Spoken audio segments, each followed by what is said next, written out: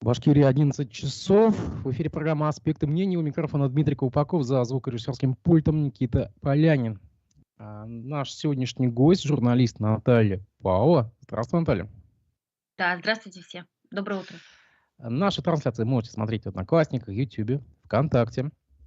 Запись этой программы будет выложена на всех подкаст-платформах. Также расшифровки вы сможете потом найти на сайте «Аспекты медиа» и в телеграм-канале «Аспекты». Наталья, давно не виделись. Давай немножко обсудим тогда уже прошедшие новости. Я напомню, что уфимская редакция «Коммерсанта» была создана в 2010 году, когда ты ее, собственно говоря, и возглавила, то есть последний год правления Муртазы Рахимова. Но и до этого ты была в профессии в разных медиа.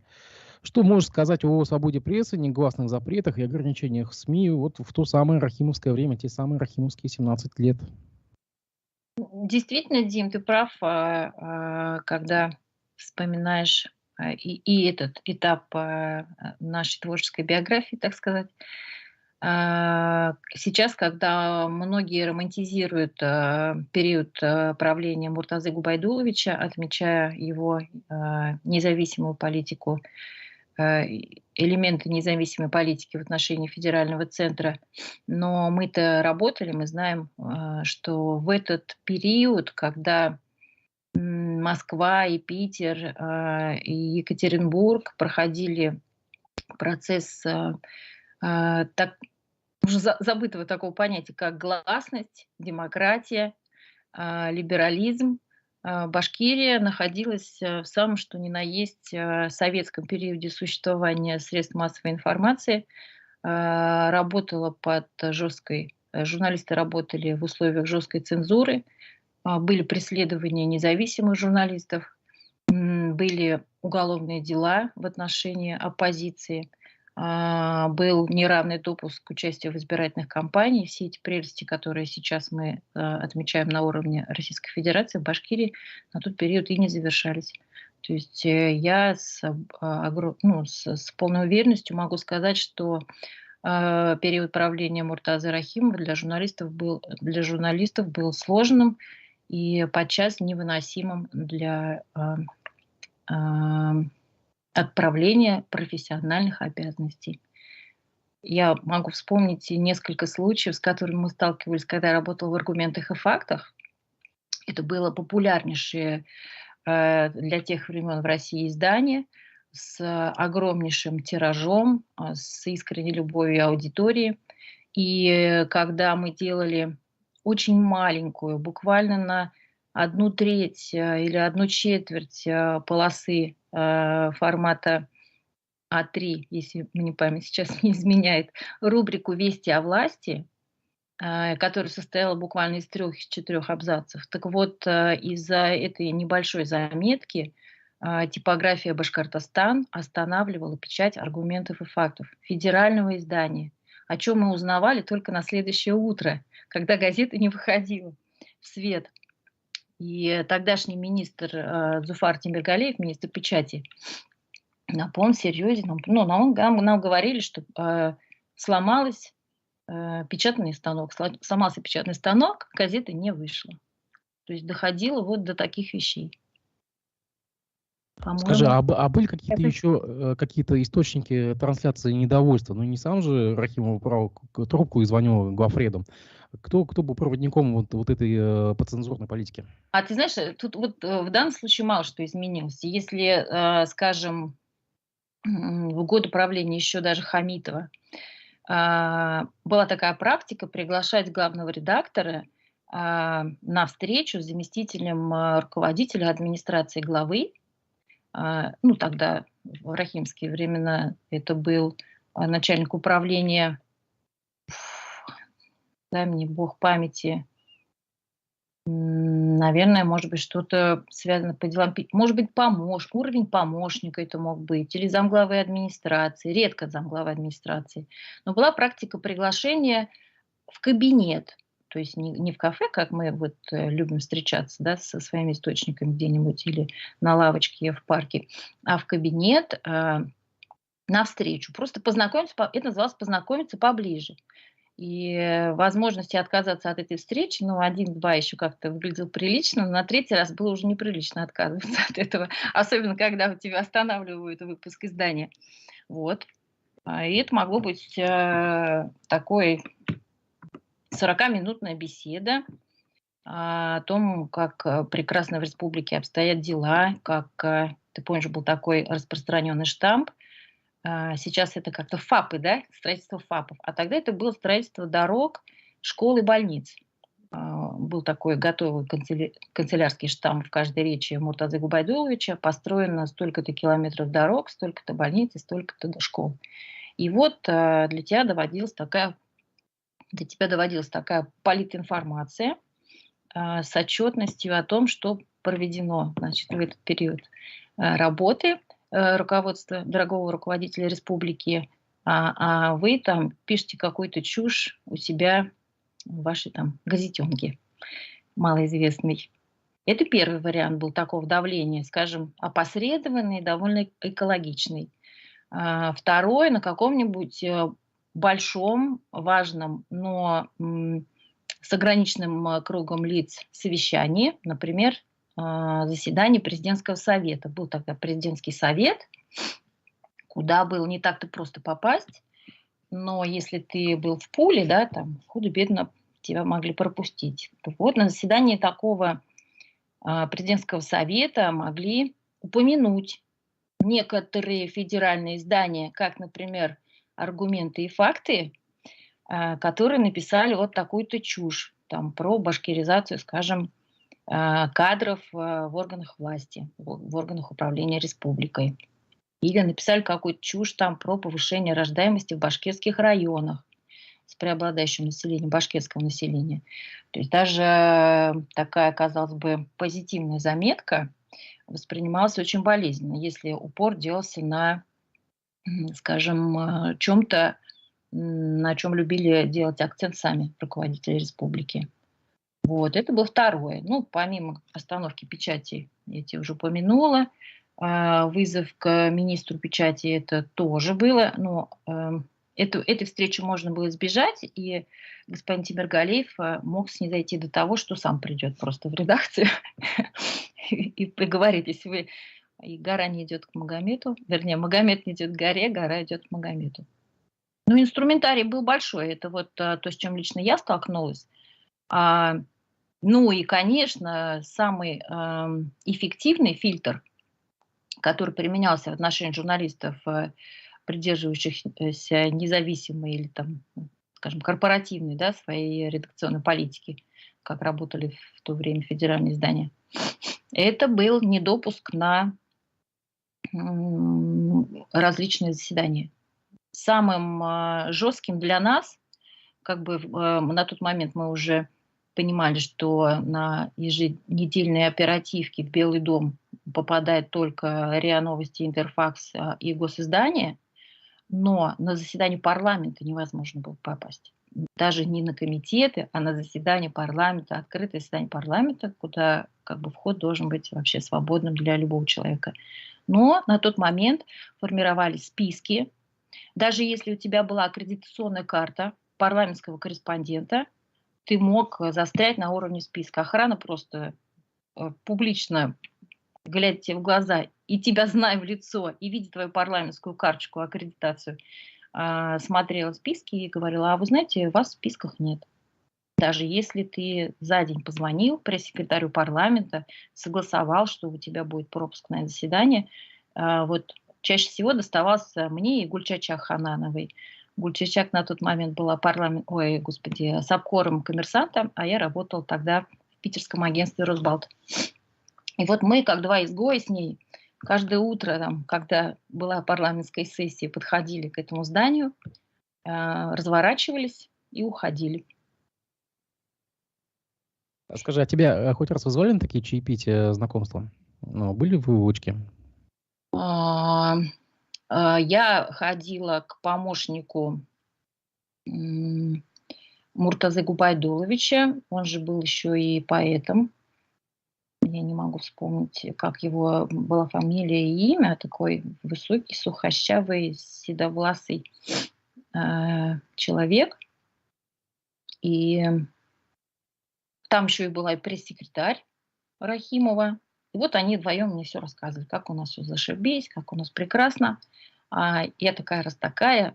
А еще первый вопрос, ты знаешь, был такой интересный вопрос, и он меня всегда просто выбешивал. Я как человек, горожанка во втором поколении, да, что редкости для Уфы, или даже раз-два в третьем поколении, э, всегда напарывалась на один и тот же вопрос. Первый вопрос при встрече. Ты из какого района? Я говорила, из Октябрьского. Они говорят, из города Октябрьского? Нет, я говорю, из Октябрьского района Уфы. А родители у тебя откуда? И тут мне приходилось уже вспоминать свои корни, что родители мои, там, бабушка моя из такого района, дедушка мой из такого района, а я вот, значит, родилась в Уфе, во что они как-то почему-то отказывались поверить.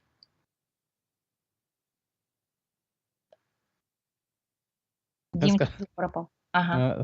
Скажи, пожалуйста, а хамитовские времена стали ли оттепелью? Первые годы правления Хамитова были совершенно, конечно, инакими по отношению к тому, что было при Муртазе Рахимове. И я не знаю, присутствовала ли ты при такой сцене, когда происходил момент передачи власти, да, это еще была не инаугурация, а было сложение полномочий Муртазы Губайдуловича и Это в назначение, Крутая, имеешь в виду, да? да, и было, да, и назначение ИО Рустема Закиевича. И был подход к прессе, которого в последние годы уже избегала вся рахимовская команда. И вот этот подход к прессе, между ними была перепалка, между двумя губернаторами. А, Гульчичак задала какой-то вопрос, Гульчичак Хананова, совкор коммерсант еще на тот момент. А, как вы планируете работать с прессой? И Хамитов сказал, мы всегда будем открыты для прессы. А Муртаза Губайдулович сказал, ну, с коммерсантом нужно все-таки быть поосторожнее.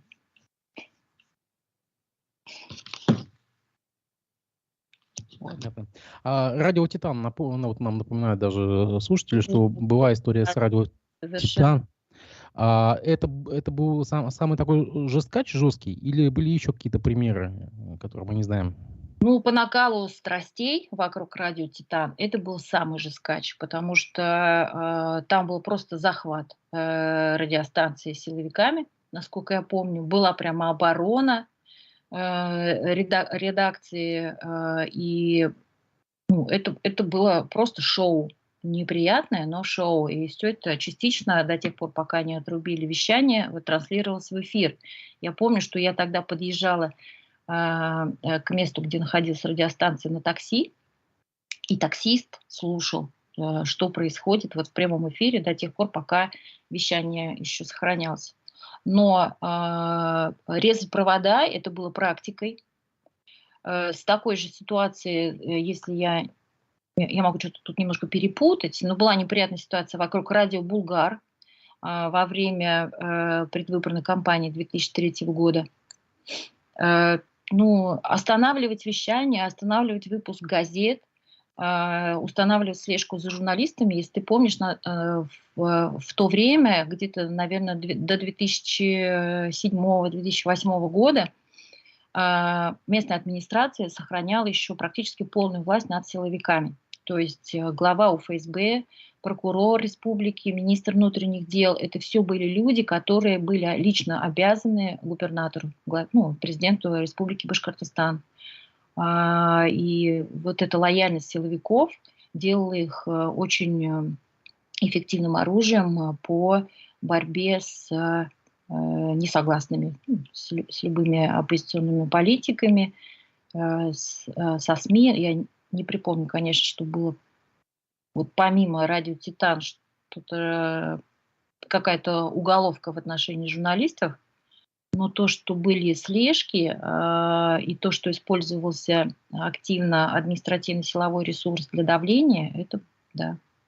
А какая цель была слежек за журналистами? Или это просто акция устрашения, или что? Что-то хотели выяснить? Зачем это нужно было? Ну, я с этим не сталкивалась, а может, я этого не замечала, но, насколько я помню, когда была избирательная кампания 2003 года, И был огромный наплыв вот вокруг компании Веременко, вокруг компании Сафина, у которых были огромные финансовые ресурсы задействованы в этой избирательной кампании. И у них был чуть ли не личный пул журналистов федеральных, которые сопровождали и освещали вот ход этой избирательной кампании. И они жаловались, что вот во время курсирования по избирательным округам, да, ну, то есть по территории республики, как бы не скрытые машины сопровождения были. На архимовское время пришелся самый громкий судебный процесс. Это по делу Благовещенска, а точнее спецоперация МВД в городе Благовещенск, так называемый избитый город. Был огромный длительный процесс судебный в самом Благовещенске, потом над командиром ОМОНа, насколько я помню, еще кем-то. По-моему, ты даже освещал это мероприятие, когда в Росбалте работал, насколько я помню. Почему? Администрации там тоже был, да? Да, да. А вот я помню, что в госсми эта тема вообще не трогалась. То есть вот такой вот тоже был запрет, негласный запрет. Так же, как сейчас. То есть у госсми была абсолютно своя коммуникационная платформа, из которой они не могли никак выпрыгнуть. И не хотели, потому что те, кто были лояльны власти, они жили в шоколаде. А те, кто были нелояльны власти, ну, как при любом режиме, вынуждены были как бы выживать, бороться, защищаться, прикрываться. Нам вот в какой-то период, когда совершенно замахровилась башкирская администрация, а на уровне федерации начались вот первые путинские политические процедуры, то есть вертикализация власти, создание федеральных округов, при том, что это все очень плохо вязалось с Конституцией Российской Федерации, для нас это сыграло, для журналистов, которые работали на федеральное издание, ну, мы считали себя независимыми журналистами на тот момент, это было прям большим подспорьем, потому что кириенковские люди Кириенко, которые сидели в округе, они нам реально помогали просто вот пробиться на совещание. Мы через них решали вопросы аккредитации. Можете себе представить?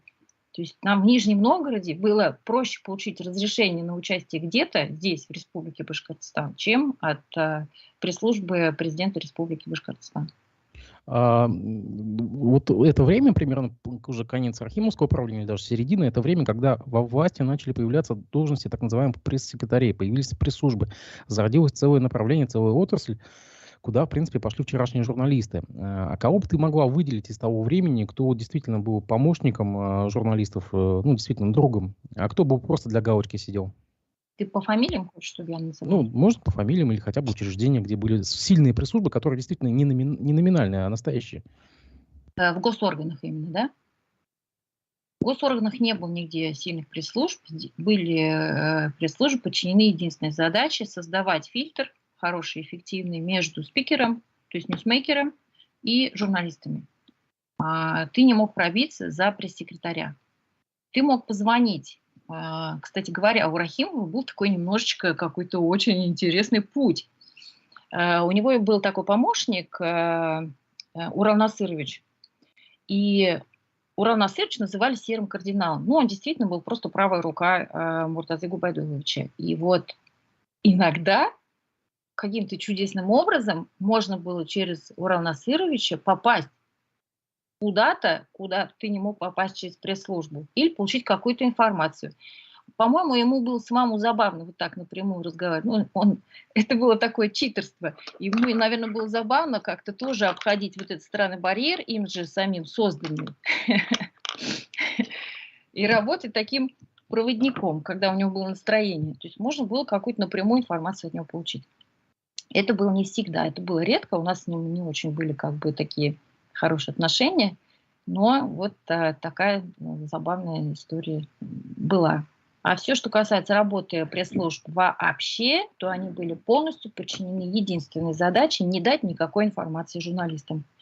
И есть даже до сих пор человек, который сидит уже при 3-м главе республики в пресс-службе, не будем называть его по имени и фамилии, который, по-моему, продолжает выполнять именно эту задачу. Это был человек, которому всегда звонишь и говоришь. А вот сегодня приезжал министр промышленности Российской Федерации. Скажите, пожалуйста, хоть один контракт был подписан по итогам этого визита? И у него был всегда ответ: не знаю. На любой вопрос. На любой вопрос. Если бы ты даже спросил, как тебя зовут, он бы, наверное, ответил также: не знаю. Это был самый безопасный, самый эффективный. И мы его цитировали.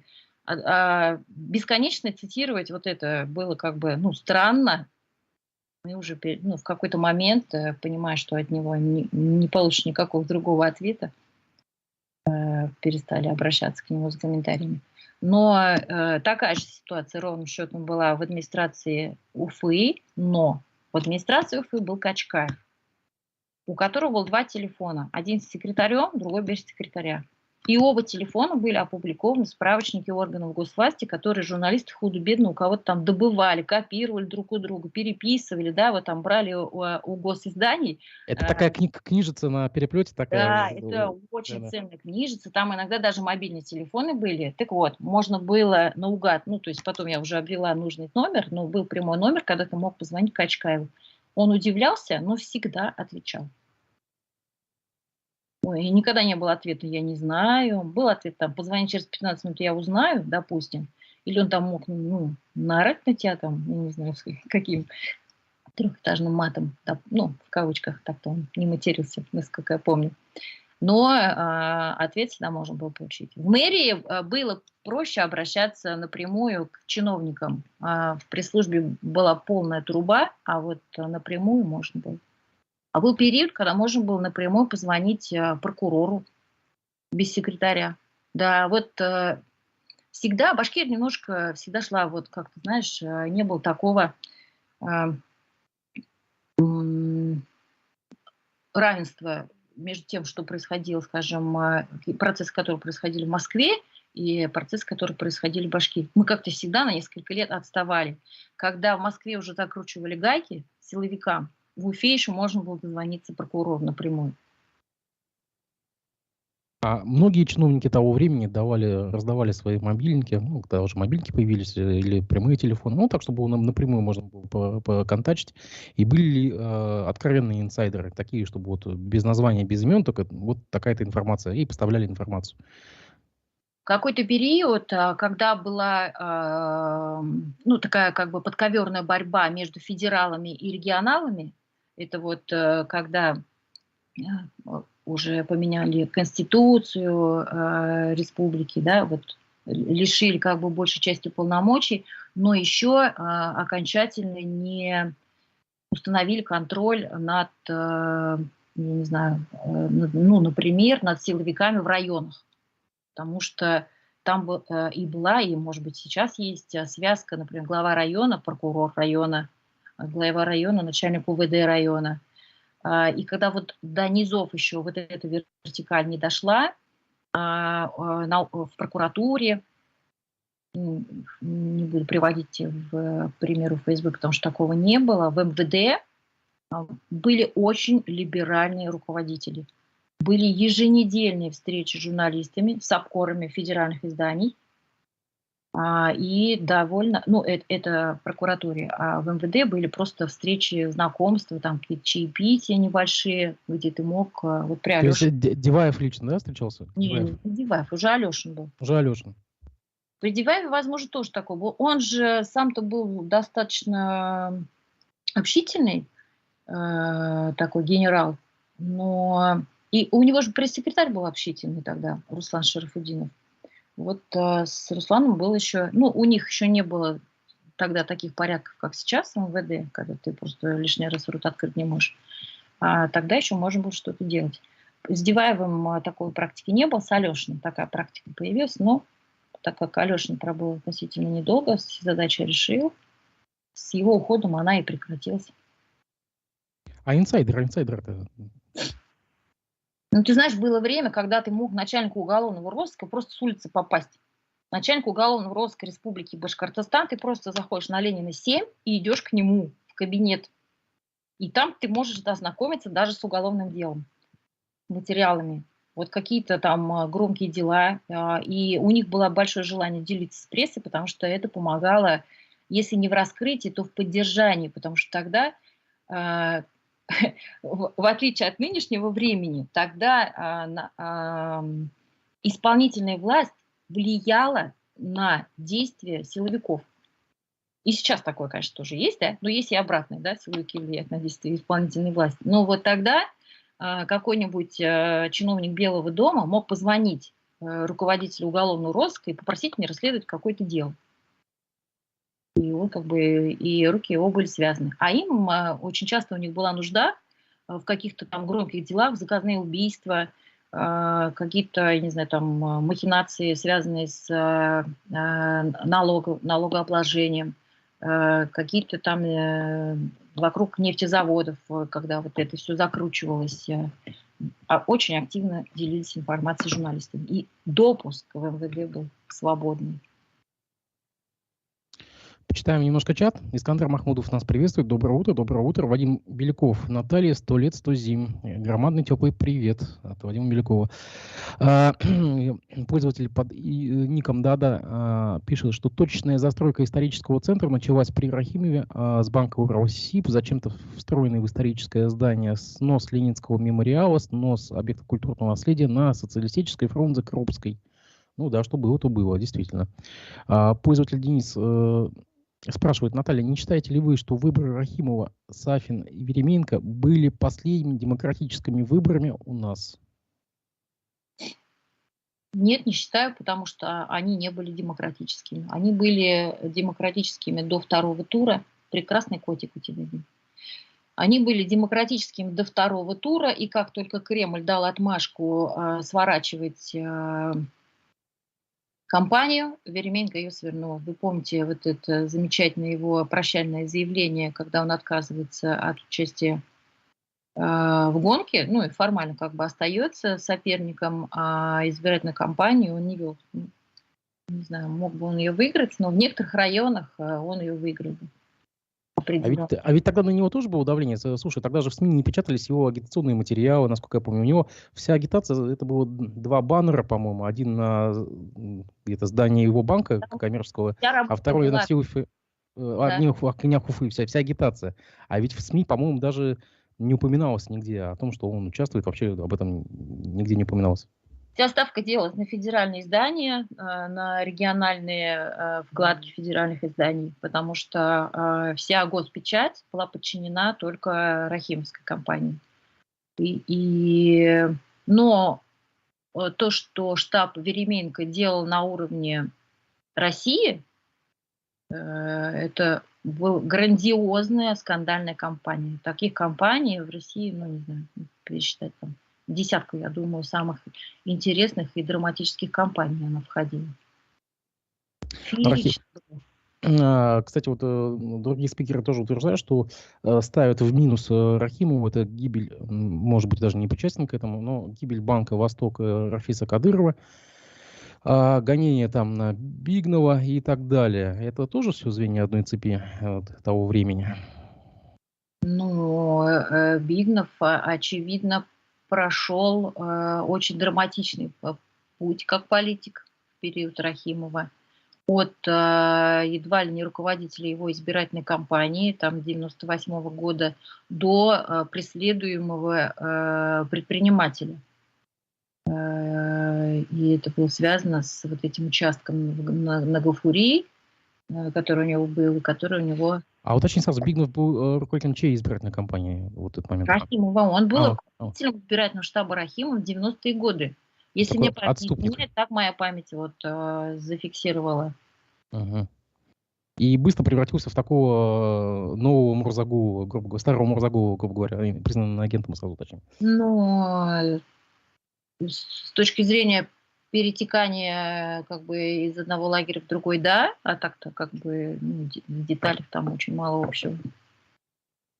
Ну да, да. Переход из обласканного властью человека, политика и предпринимателя как бы стал в некотором смысле на какой-то период изгоем, да. И, кстати, самое интересное, что он свой этот проект татарской гимназии до сих пор не воплотил их. Он же предлагал в этом парке Гафури, на этом земельном участке, построить здание школы татарской, насколько я помню, да, и уже Это вот... напоминало какую-то такую, знаешь, манипуляцию. Потом же там был уже проект коммерческой застройки, вот последние годы, насколько я помню, еще до моего увольнения. Чем сейчас, по-моему, там нет ничего на этом участке. И Ну, принадлежит ли он еще сейчас Рамиль Акзамчу? по-моему, он хотел там многоквартирный дом построить, Да. и все уперлось в то, что прямо Горсовет прекратил. впритык с этим чертовым колесом. И, насколько я помню, горсовет отказал ему в этом. Ну, это уже такая Это старая было история. несколько лет назад, да. Все могло поменяться уже за вот эти даже последние 3 года. Такая свежая новость. От имени фракции КПРФ Радио Хабирова поступило официальное обращение, в котором депутаты-коммунисты просят не трогать прежние названия различных объектов, а назвать именем Рахимова только вновь созданные. О чем речь? Вице-спикер башкирского парламента Вадим Старов уверен, что с переименованием различных улиц будут связаны огромные денежные расходы, что в современных реалиях допускать нельзя. Цитата: «Пусть построят новый район, красивые улицы, называют их именем Рахимова». Также Старов сказал: «Предлагаю создать аллею глав республики, например, в Парке Победы, а народ оценит, кто из них был самый лучший, а кто не очень. Пусть в этой аллее будут имена всех руководителей региона. У кого будут лежать цветы, значит, население считает его хорошим руководителем». Как тебе такая идея? Ну, кого оценивать? Инициативу по переименованию улиц Ну или да, да, во-первых, здесь то, что не будем ничего трогать, а будем называть только новое именем Рахимова. И второе, то, что вот аллея, да, аллея глав руководителей региона. Мне не нравится ни то, ни то, потому что я вообще сторонник возвращения улицам их исторических названий, особенно в центре города. Все, что касается переименования улиц в честь бывших друзей, бывших министров и бывших руководителей, эта практика мне представляется очень скучной, консервативной и плохо вяжущейся с современными урбанистическими процессами. А, На мой взгляд, с точки зрения человека, сердечнее и искреннее было увековечить память первого президента на его исторической родине, где, я думаю, для которой он действительно тоже очень много сделал, и где его корни, вот, это было бы правильно. Это вот мы все тлен, мы все люди, мы люди по сравнению с огромной вселенной очень маленькие, поэтому не нужно огромных масштабных процессов в честь нашего, так сказать, ухода из этого мира. Нужно быть скромными, вот, чтобы Ну, а идея аллеи, допустим, где все губернаторы будут увековечены. ты знаешь,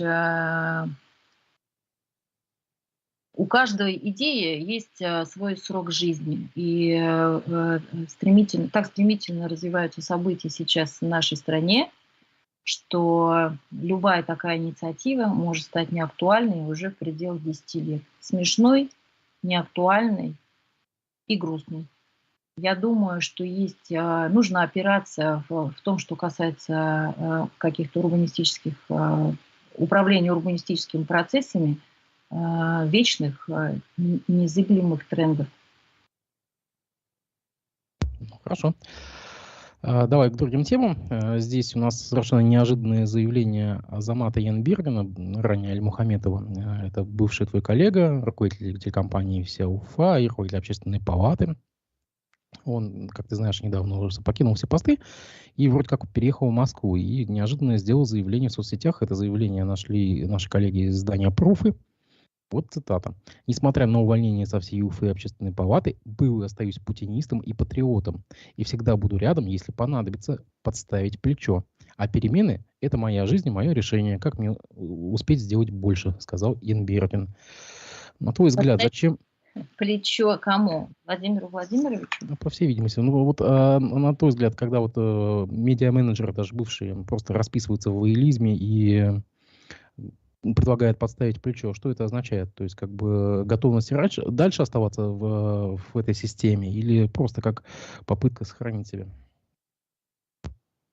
Не хочется как бы ссориться или портить будущую карьеру Азамату, но я в этом вижу подготовку к его следующему трудоустройству. Видимо, заявление рассчитано на определенный узкий пул его потенциальных будущих работодателей, для которых его лоялистская позиция, публично высказанная, важна. И не секрет, что сейчас во всем сегменте медиа или околомедийном сегменте очень, то есть преобладающая доля государственных ресурсов и, соответственно, самые сколько-нибудь достойные с точки зрения зарплаты, а не профессионализма места, это места в госсекторе, где такая позиция, очевидно, будет оценена, а может быть, является непременной для того, чтобы получить там работу. А ты лично готов себя назвать путинистом и пойти в ГосСМИ? Конечно, нет. Моя позиция абсолютно противоположная, и рассматривать вариант трудоустройства в любом госсекторе или в госсми я для себя не собираюсь. Не планирую и не хочу, и это противно моей природе. А между тем, мэрия Уфы отказала в проведении митинга движения «Стоп Башар ТС». Напомню, что Альберт Рахматуллин, координатор движения, пытался на 5 февраля застолбить площадку КУДК «Химик» для проведения митинга на 400 человек против дорогого отопления, проблем в ЖКХ и так далее, там целый список. Но, к сожалению, отказались, сославшись на антиковидные ограничения, на что он справедливо заметил, что почему тогда проводятся провластные митинги, а нам, допустим, запрещают. На твой взгляд, почему такой запрет? И как бы это опасение, что тема ЖКХ и дорогого отопления соберет протестную массу, или просто уже на автомате выписывают всем отказы? Ну, абсолютно продолжение политики двойных стандартов в том, что касается организации митингов. Медикам в разгар пандемии митинг разрешают. Кому там? Штабу Навального, да, в те годы еще, который функционировал, митинги запрещают. Мы наблюдаем продолжение Штабы Навального является закрытой экстремистской организацией. Спасибо, Дим. Сейчас власть вообще не заинтересована ни в каких, даже самых безобидных митингах, организованных самыми безобидными общественниками, потому что любой митинг и любая тема может в перспективе сработать самым неудобоваримым для госуправления образом. Любой митинг за тарифы, за зарплаты, за соцгарантии, против инфляции, я не знаю, за подешевение капусты будет рассматриваться как раскачка политической ситуации в регионе. Все понимают, что уровень напряжения растет в обществе. Это связано и с инфляцией, это связано и с СВО, и с гибелью людей, и напряжение растет, поэтому любые митинги с точки зрения психологии были бы правильным способом канализации вот этого беспокойства, но с точки зрения власти это тот самый ком, который может нарастить и, не знаю, что там, превратиться в какое-то неприятное для них действие.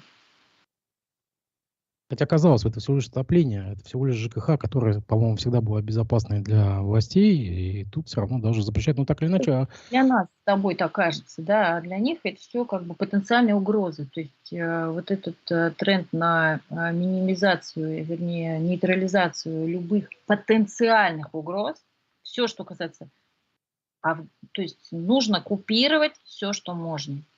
Я не очень понимаю, с точки зрения реальной психологии это все неправильно, потому что есть опасные тренды, есть безопасные тренды, и безопасные до поры до времени тоже поддается, будь здоров, нейтрализации. Но власть действует так, как она действует. Она действует согласно установок. Вчера Мосгорсуд продлил арест Лилии Чанышевой до 3 апреля. Скоро, видимо, ее этапируют в Уфу. Ей грозит примерно 18 лет по обвинению в создании экстремистской организации. Каковы твои прогнозы на исход дела с учетом происходящего? И как бы стоит ли здесь ожидать, что все-таки она избежит жесткого наказания? Или мы сами все понимаем, что, может быть, она уедет надолго, на твой взгляд? Твой прогноз, потому что я переживаю за это дело, за Лилию. Я вижу, как ломают судьбу человека, женщины молодой, которая в таких жерновах не имеет права, то есть при плохом сценарии терять право на материнство, на счастливую семью, только потому, что она была активным участником политического процесса, не запрещенного Российской Конституцией. В те годы, когда велась эта деятельность, она не была запрещена российским законодательством. И наблюдать за тем, как на твоих глазах молодую здоровую женщину уничтожают ее будущее, это больно. Поэтому у меня есть надежда, и у меня есть страхи. И надежда на лучшее, страх, что это закончится все печально. Поэтому никакого прогноза я не буду делать. Я буду надеяться на лучшее. Да, наши слова поддержки, Лилия. Дорогие слушатели, я вас призываю, не удаляйте комментарии в чате. Вы пишете и тут же все удаляете. Не нужно так делать. Я просто не успеваю прочесть, что вы пишете. Пользователь Денис спрашивает, что будет с теми, кто кричит, что он путинист, когда естественный ход жизни Путина закончится. Они также закончатся? Они не закончатся, но их позиция изменится. История как бы... На нашей жизни мы уже пожили в 3 разных странах. СССР, Российская Федерация Ельцина и Российская Федерация Путина, поэтому мы все уже видели, как трансформируются люди в зависимости от исторического контекста, от политического контекста. Так что ничего нового мы, скорее всего, не увидим. В Уфе возбудили уголовное дело по факту падения мужчины с Шумовцовского путепровода. Есть версия, что на тротуаре была толстая наледь, из-за чего пешеход перевалился через парапет и упал на рельсы. Первая зима мэра Ратмира Малиева под угрозой, вот с точки зрения пиар-составляющей. И на твой взгляд, а почему борьба со снегом у нас стала главным критерием успешности уфимского городоначальника, причем любого? А что еще осталось в полномочиях местных администраций? Снег и канализация. Да, кстати, я хотел тоже сейчас с языка сняла, что да, действительно, канализация. Вот. Но такое мерило главное. Не убрал снег, плохой мэр. Если справился со снегом, хороший мэр получается. Ну, как бы им и на их место всегда указывают таким образом. Вот как бы у тебя 2 задачи: трубы и дороги. А вот эта история с Шумовским мостом, она сильно подпортит ему пиар? Несмотря на то, что у него в мэрии очень сейчас профессиональные пиарщики. Я тут прошу прощения, потому что я эту историю с мостом как-то не отследила. И, если кто-то намекает на наледь и высоту парапета, хотелось бы знать высоту парапета. Насколько как бы надо подскользнуться, чтобы преодолеть парапет. Обычно это где-то сантиметров 70. Так что маловероятно, что можно подскользнуться так, чтобы подскальзываешься, ты падаешь вниз, а не вверх. Не знаю, не могу сказать. Просто как бы напрашивается такая история с еще елаовские времена. Если помнишь, там была бабушка, которая рубила лед на тротуаре. Потом он много раз намекал, что якобы это была заказная пиар-история, что это хейтили его так, как бы, и сильно подпортили его имидж как раз мэра. Угу. Но было что портить, потому что сравнивать очистку улиц в зиму какого года? 18-го, наверное, да? 17-го года. И то, что сейчас, это 2 большие разницы. Сейчас я просто вот живу как бы в обычном районе. У нас нормально все с точки зрения очистки в этом году. В прошлом при Греках было хуже, при Елалове было отвратительно. Понятно. Тут на днях глава администрации Благовещенского района Олег Голов опубликовал гневный пост в адрес тех, кто рассказал о, так сказать, криминальной части биографии похороненных бойцов ЧВК «Вагнер». Там буквально в январе похоронили 3 вот этих ЧВКшников. И журналисты некоторых медиа выяснили достаточно там такие пикантные моменты из их биографии, там, судимости и так далее. И он даже за это пригрозил обратиться в правоохранительные органы. Я даже вот зачитаю кое-какие моменты. Неважно, как они попали на СВО. Факт, они там рискуют своими жизнями, сдерживая ситуацию и не допуская, чтобы завтра это случилось на более близких к нам территориях. Ни у кого нет права осуждать, мусолить какие-то грязные темы за спиной погибших бойцов. Это низко и мерзко, по крайней мере, подло. Как вы, авторы этих строк, сами? Что вы сделали для людей, для мира? Вот.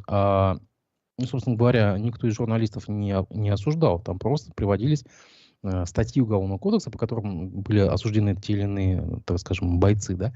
Получается, это такая новая запретная тема. И стоит ли вообще журналистам и блогерам упоминать о таких вещах? На мой взгляд, стоит. И не то, что стоит, а это обязательно. Я считаю, что в данном случае журналисты хорошо сделали свою работу, а Голуб, очевидно, хорошо сделал свою работу.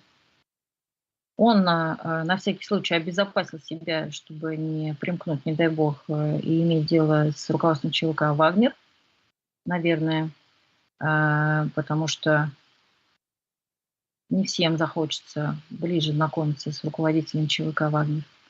А журналисты совершенно справедливым и в рамках своих должностных обязанностей, своего профессионального долга дали полную информацию об ушедших. Ну, я думаю, мы еще таких историй увидим, потому что слишком много стало сейчас похорон с участием ЧВК «Вагнер». И, собственно говоря, даже некоторые добровольцы или контрактники, как этот пресловутый молодой человек, который угнал БТР, да, там выясняется, что по 5 судимостей, ну, бог с ним, конечно. Но его хотят героизировать, ну, ладно. А между тем издание «Пруф» Мы тоже переживем этот этап.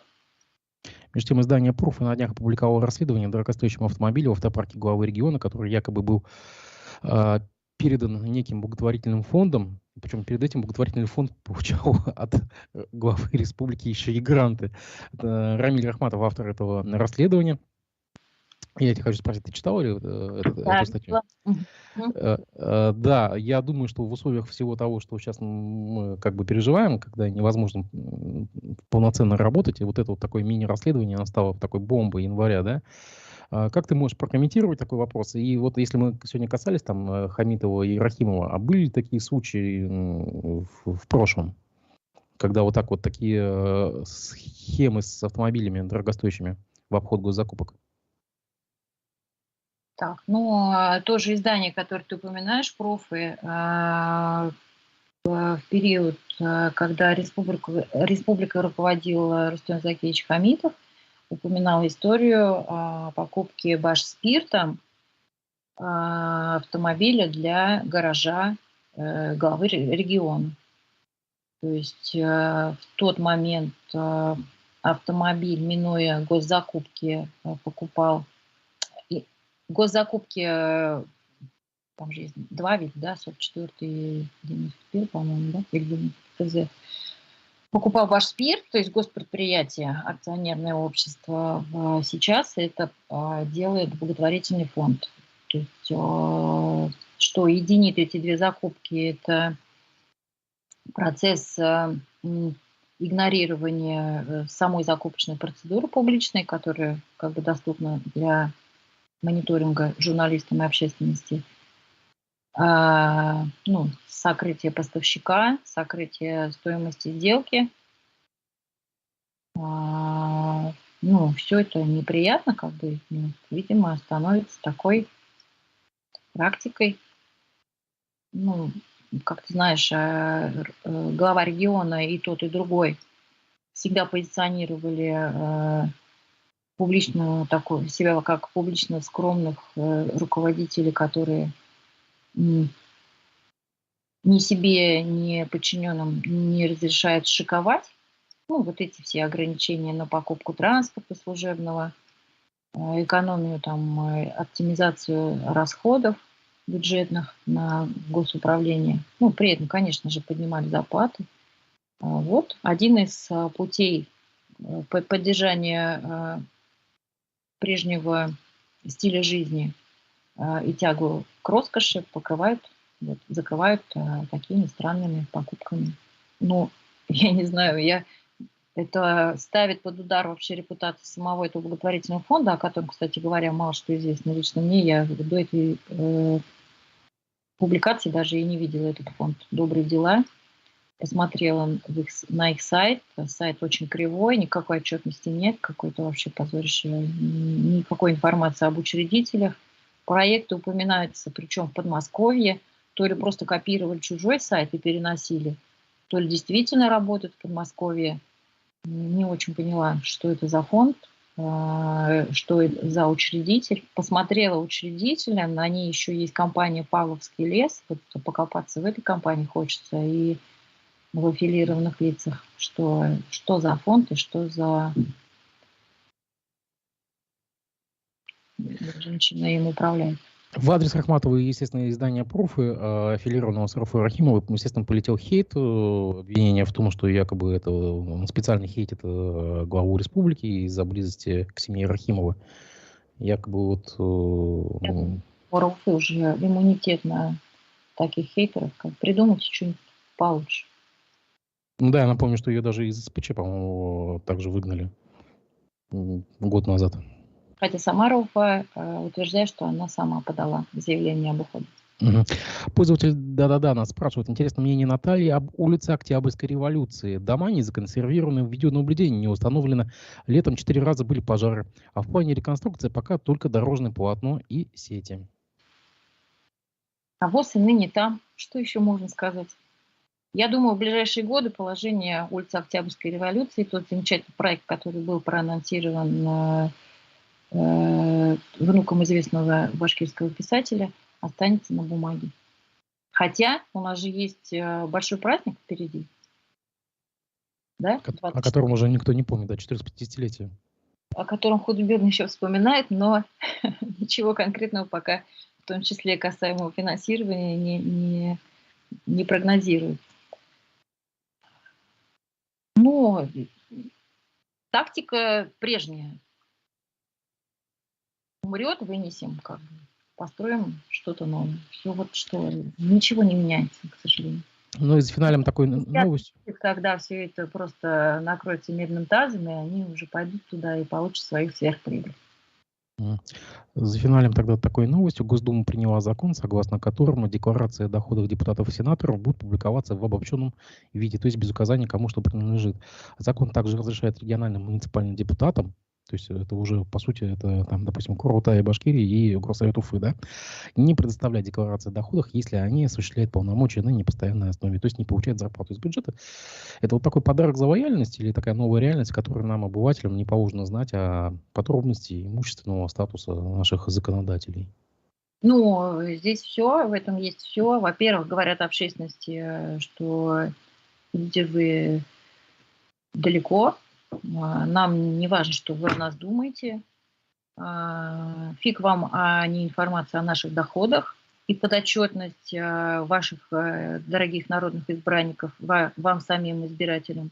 Плевать нам, как вы будете голосовать за нас в следующий раз, потому что мы все равно переизберемся.